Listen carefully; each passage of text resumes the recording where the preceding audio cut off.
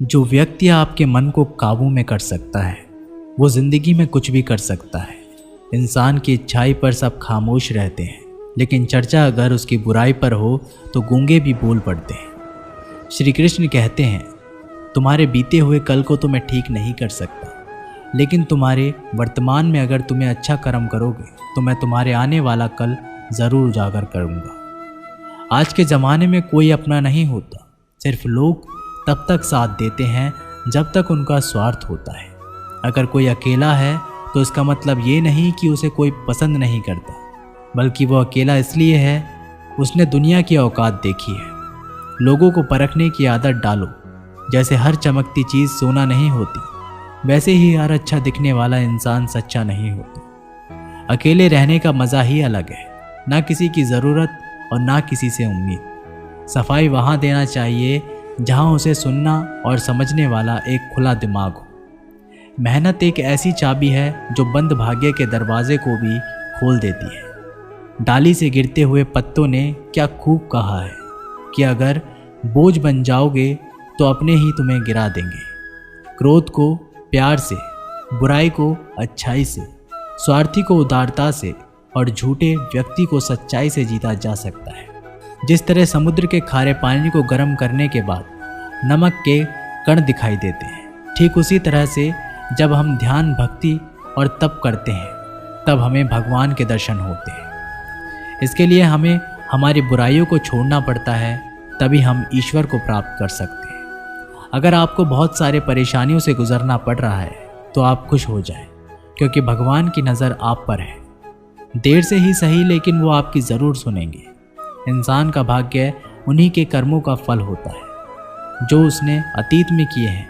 इसी तरह वो लोग जो आज कर्म कर रहे हैं वो उनके आने वाले कल का निर्धारण करते हैं। भगवान बोलते हैं, तू करता वही है जो तू चाहता है, पर होता वही है जो मैं चाहता हूँ। तो तू कर वही जो मैं चाहता हूँ, फिर होगा वही जो तू चाहता है। अतीत को बदला जा सकता है, वर्तमान से बचा नहीं जा सकता, लेकिन केवल भविष्य को संवारने का कार्य ही वर्तमान में किया जा सकता है। क्या फ़र्क पड़ता है हमारे पास कितने लाख, कितने करोड़, कितनी गाड़ियाँ और कितने घर हैं। खानी तो बस 2 वक्त की रोटी है, जीनी तो बस एक ही ज़िंदगी है।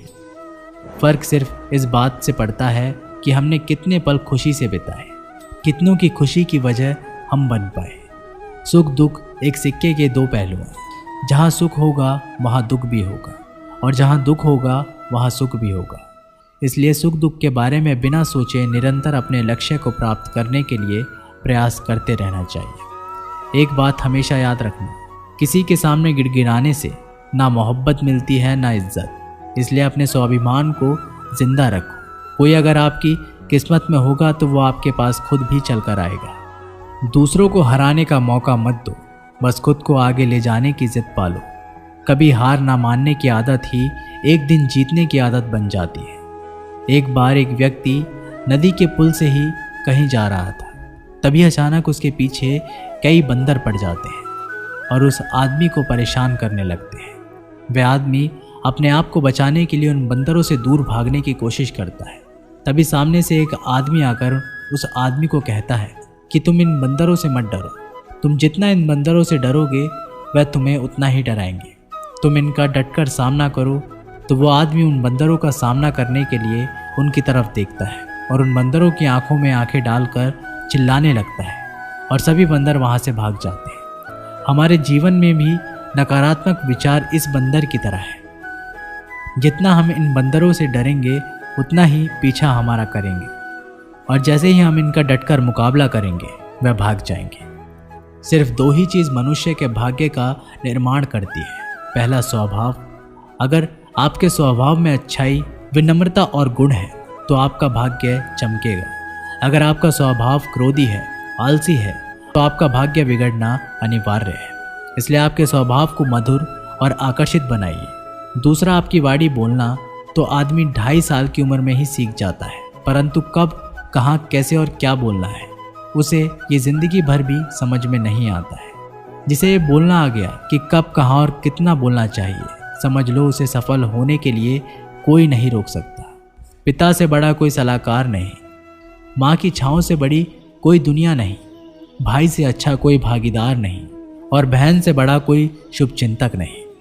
इस मतलबी दुनिया से कोई मतलब ना रखो, और मतलब रखना है तो अपने मतलब से मतलब रखो। अगर तुम्हारे घर आग लग जाए तो लोग सहानुभूति प्रकट करने आते हैं, वो कहते हैं बहुत बुरा हुआ। और अगर तुम्हारा घर बड़ा हो जाए, एक और मंजिल बन जाए, तो कोई तुम्हें बधाई देने के लिए नहीं आता। ज़रा सोचिए कि जब आपके साथ कुछ अच्छा होता है तो कोई कहने नहीं आता कि अच्छा हुआ जानकर खुशी हुई, मगर आपके साथ अगर कुछ बुरा होता है तो ज़रूर कुछ लोग आकर ज़रूर कहेंगे अरे सुनकर बुरा लगा। अगर जब वो कहते हैं कि अरे बहुत बुरा हुआ, तब तुम जानोगे कि वह तो सिर्फ मज़े ले रहे थे। दुआएं मांगने से किसका भला होता है, मिलता तो वही है जो हमने बोया होता है। तुम नीचे गिर के देखो, कोई भी नहीं आएगा उठाने, तुम ज़रा उठकर तो देखो, सब आएंगे गिराने। एक बात हमेशा याद रखना, अगर शराब की दुकान पर बैठकर दूध पियोगे तो तुम्हें शराबी का ही दर्जा मिलेगा, और किसी मंदिर में बैठकर शराब भी पियोगे तो तुम्हें एक संत का दर्जा दिया जाएगा। इसलिए आप किसके साथ उठते बैठते हो, ये बहुत मायने रखता है। जब एक इंसान का भगवान पे शक नहीं हक हो जाता है तो मत पूछो फिर कैसा कैसा चमत्कार हो जाता है। जो अब तक नहीं हुआ वही हो जाता है, बन के रोशनी वो सारा अंधेरा दूर हो जाता है। जो भीड़ में चलते हैं वो भीड़ में कहीं खो जाते हैं, जो अकेले चलते हैं इतिहास वही बनाते हैं। इतिहास गवाह है अकेले चलने वाले के पीछे ही भीड़ खड़ी होती है। एक बार एक संत के पास 2 तोते थे। एक दिन एक आदमी उस संत के घर आया, दोनों तोते अलग अलग पिंजरे में बंद थे। जैसे ही उस आदमी ने उस संत के घर में प्रवेश किया तो एक तोते ने बोला, राम राम, आपका स्वागत है, आइए बैठिए। उसको देखकर बहुत खुशी हुई। ये सुनकर उस आदमी को बहुत अच्छा लगा। अरे वाह, ये तो कितना मीठा बोल रहा है। फिर उस आदमी ने दूसरे तोते की तरफ देखा। उस तोते ने उस आदमी को इतनी गालियाँ बकी कि उसको मारो, पीटो, लूटो। यह सुनकर उस आदमी ने उस संत से कहा कि अरे संत जी, ये क्या मामला है? एक तोता गालियाँ बक रहा है और दूसरा तोता इतना मीठा बोल रहा है।